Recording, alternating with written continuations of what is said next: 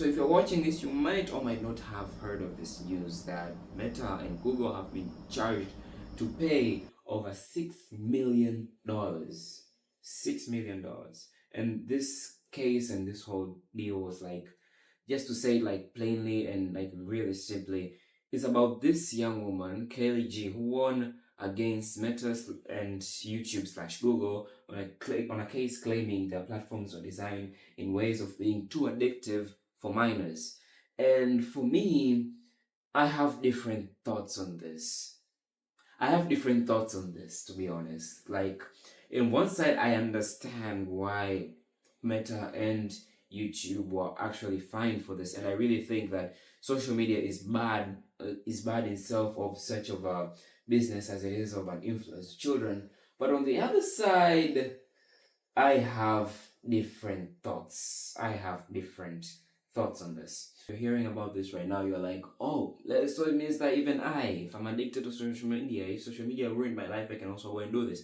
No, this is not the case. The case is not that social media is necessarily bad, but social media has been lucratively and secretly and manipulatively been designed for minors to stay in this, despite knowing that even if the terms of service do clearly describe that the person who is supposed to be using the social media platforms should not be under the age of 13. They know this, they understand this, and they purposely did that. The platforms themselves are actually addictive, so that for those who actually pass through this terms of service and violate them, even though they do know that they're actually people doing this, they can get hooked in and engaged in on the loop of whole social media. Now, I think you see why Meta and YouTube messed up here. And this was not only to Meta and YouTube, this also goes to TikTok and Snapchat, who at the background paid the settlements so that they could end this and not even take this to court in the first place. But for me, I don't think that Meta and YouTube had to reach here. And my thoughts on this are actually that if you know social media is bad for you, why do you go there? Okay, and you might say maybe like social media is bad and minors who get that they might get it. Who gives Instagram to a 6-year-old? Who in their rightful mind ever gives Instagram to a 6-year-old? Who? I would like to think that this complaint from this young woman should, no offense, but first go to the parent of this child or the guardian of this child instead of these platforms. Now, I'm not saying these platforms are hands-off free from the case, no, but I think that the first layer should be the first one to be hit and actually forced onto. Because as if you have experience on these social media sites, you know that they actually require you to have Face ID and all of these kinds of requirements that make you be approved for the platforms and all those kind of things. But then, again, who in their rightful minds lets a 13-year-old on Instagram? I still do not get this. My complaint is not to Kaylee. She was very rightful to do this, and I really think most social media companies should like be serious on this, because this is causing actual harm, and not only to her. There are more than over 2,000 other cases of such kind that Meta and YouTube might be facing really soon. And yeah, this is going to be rough for them. But then you as a parent, you as a guardian, why do you let your children have access to this site whatsoever? Because you're going to say that, oh, free will and this kinds of thing and choice and everything, but children do not understand free will. Children do not understand what free will means. Like, I have lived with children. Most people say for my age, I speak and do things like a person who has grown up. I don't know, I'm not sure. But for most of the peers I've been with, for people in my age, of course, they do not understand free will. They have 16-year-olds, 17-year-olds who do not know that they have free will or choice to do anything. They still think in the boundaries of their parents. And this is because psychologically, we grow up to complement with our caretakers, with our caregivers, because if we don't, we die psychologically and philosophically. We don't have any psychological or philosophical structural beliefs. We don't have anything that can help us support and have that feeling of being as part of a species. I don't know if you're trying to get what I'm saying here, but these parents should be held directly accountable for this.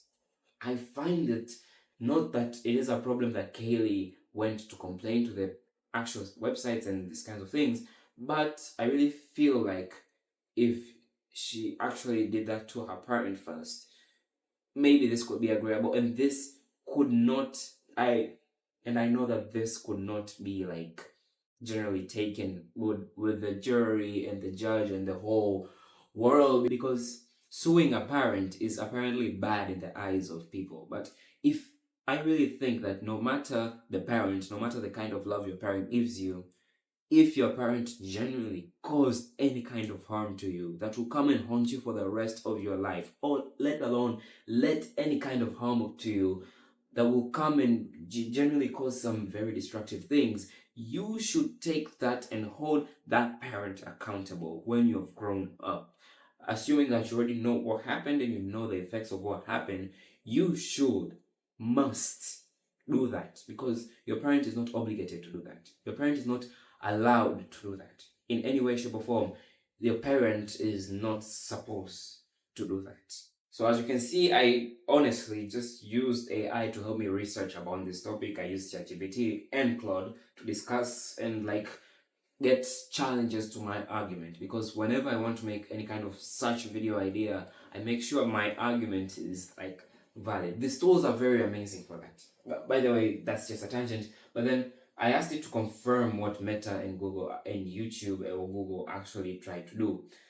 Meta did not accept it. They appealed and went higher, saying that this plaintiff apparently has background of other negative scenarios of such kind that may have caused these kinds of mental issues.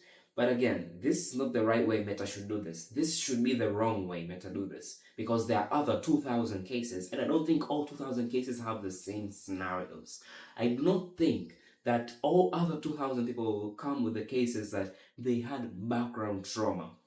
I don't think all of them have it. Maybe most of them do, but I don't think even if they tried, they could ever even get the evidence for that. And second, we have YouTube, who actually said, oh, they're not a social media site. But let's be honest, guys. YouTube is not a social media site. We all know that this is a social media site just for spreading information. YouTube, do not ban this video, please. Please, I beg of you. I beg of you. But then, yeah, we all know that YouTube is not you all know that YouTube is just any other social media, comment sections, communities, videos. I mean, you can have literal Reddit threads in a comment section. I mean, aren't you guys seeing this? And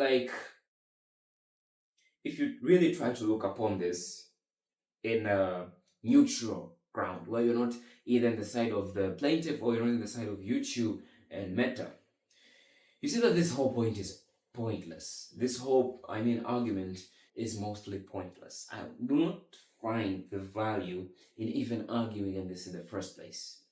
Okay? I think until this point, if,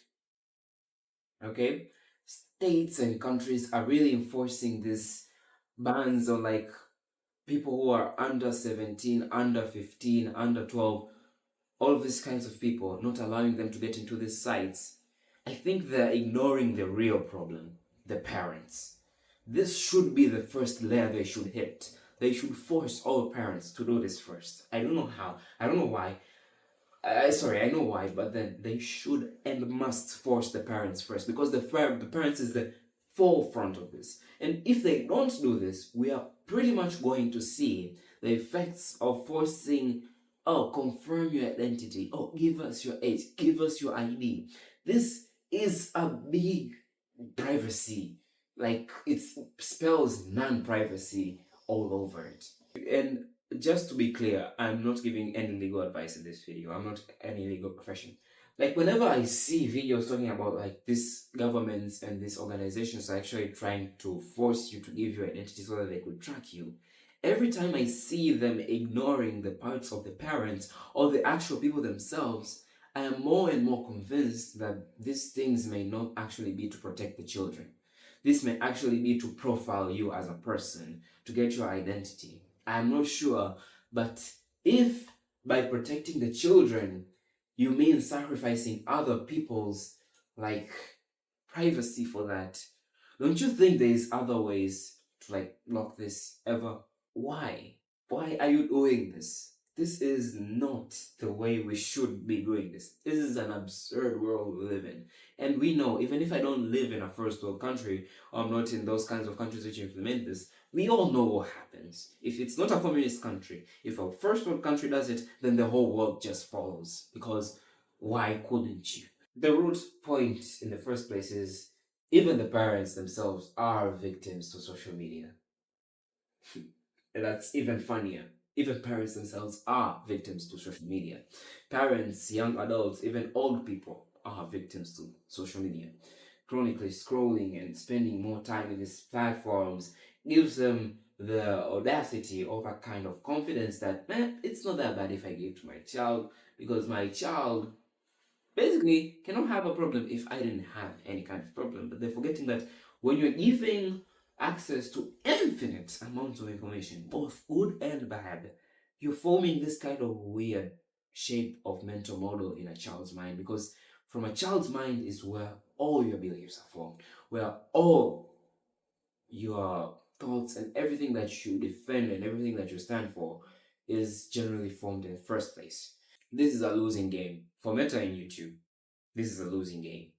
Okay, this is obviously just a losing game. The actual arguments they're giving in for this call for this case, I don't think they really hold to anything. Now, I'm not a lawyer. I don't have any experience in law whatsoever. But I don't think if I were the jury, I don't think I will ever agree to this. And for Kaylee, yes, she was right to sue them because they are the second layer after the parents who are supposed to make sure kids don't get in here. But where is your goddamn parent? Where is your goddamn mother and father in this? So yeah, get off your damn phone. And as usual, take care.